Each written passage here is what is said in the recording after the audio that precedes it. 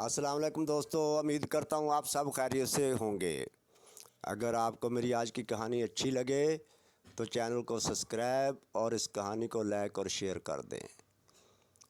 گاؤں کے دو نوجوان بہتر روزگار کی تلاش میں کسی بڑے شہر کی طرف نکلے پڑے۔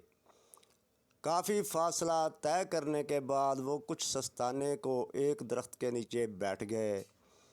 انہیں بیٹھے ہوئے کچھ ہی دیر گزری تھی، ایک اجنبی ان کے پاس آیا اور بیٹھنے کی اجازت مانگی۔ دونوں نے دے دی۔ باتوں ہی باتوں میں اس اجنبی نے کہا، غربت کا مارا ہوں، روزگار کی تلاش میں نکلا ہوں۔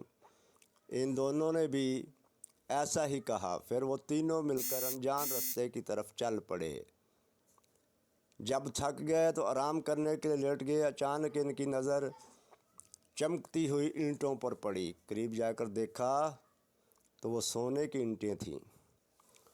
بہت خوش ہوئے۔ ایک نے کہا، بھوک لگی ہے، کچھ کھا لیں، پھر ان کو تقسیم کرتے ہیں۔ اجنبی بولا، میں جا کر لے آتا ہوں۔ یہ کہہ کر چل پڑا۔ اس کے جانے کے بعد دونوں کی نیت میں کھوٹ آ گیا۔ انہوں نے سوچا، ان پر صرف ہمارا حق ہے، ایسا کرتے ہیں اسے مار ڈالتے ہیں، نہ رہے گا بانس نہ بجے گی بانسری۔ دونوں اس بات پر متفق ہو گئے۔ اس کے انتظار کرنے لگے۔ ادھر وہ اجنبی جنگل سے نکل کر ایک قصبے میں گیا، وہاں سے کھانا لیا۔ اسی دوران اس کے ذہن میں خیال آیا کہ اگر اس کھانے میں زہر ملا کر دونوں کو مار ڈالوں تو وہ سونے کی اینٹیں صرف میری ہو جائیں گی، جنہیں بیچ کر سکون کی زندگی گزاروں گا۔ یہ سوچ کر اس نے کھانے میں زہر ملا دیا۔ اجنبی کھانا لے کر جوں ہی ان نوجوانوں کے پاس پہنچا، انہوں نے اسے گلا دبا کر مار دیا۔ پھر بھوک سے بے حال دونوں نوجوانوں نے جلدی جلدی کھانا کھایا۔